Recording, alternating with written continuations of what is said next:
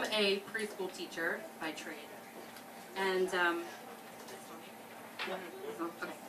I am a preschool teacher by trade, and in preschool there's lots of birthday celebrations, which is a lot of fun. Parents come in, there's singing, there's cake, but I'm always kind of embarrassed because I have to go over to the parents and sheepishly ask them to put down their cameras and light the candles because I cannot be anywhere near a fire, not after Olympic Week 2001 at overnight.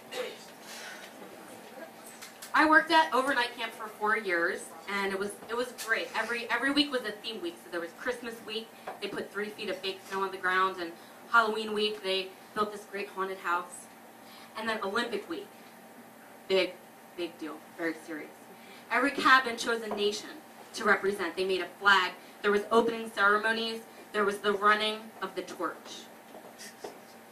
Now, those of you who have been to camp or worked at camp know that there's generally a cult atmosphere. Everyone's been going there since before they were born. There's a lot of things to learn and to get oriented to if you're new. I didn't know the names of any of the camp ghosts. I didn't know who did who last year.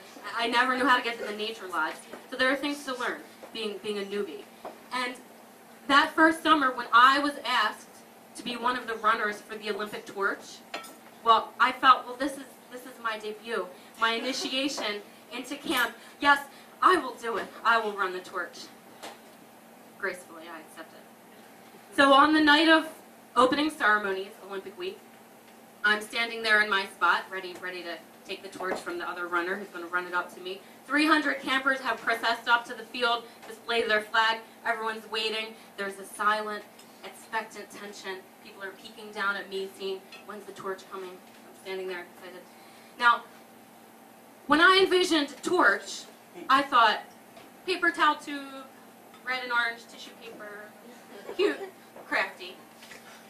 But as I see Jonathan from archery, the first torch runner, coming up to me in what seemed like sort of a frenzied panic state, I saw that this was not a paper torch. This was a long, enormous branch that had been doused in gasoline and set on fire. And as he's getting closer to me, it's steaming and it's hot and it's spitting sparks at me. It's like a piece of furniture from Satan's living room. And I'm in a panic, and he's holding it out. Take it! Sweat is dripping off his head. And 300 people are waiting. I have to do it. This is my initiation into camp. So I reach through the smoke and I grab the end of the stick that is not on fire. And I think it would be a good idea not to hold it up straight like you should, but to hold it down lengthways so the flaming part is far away from my body. So the fire runs down the stick onto my hand. My hand is on fire. I throw the flaming torch into the dry grass, and I scream, and I stare at my blackened hand frozen.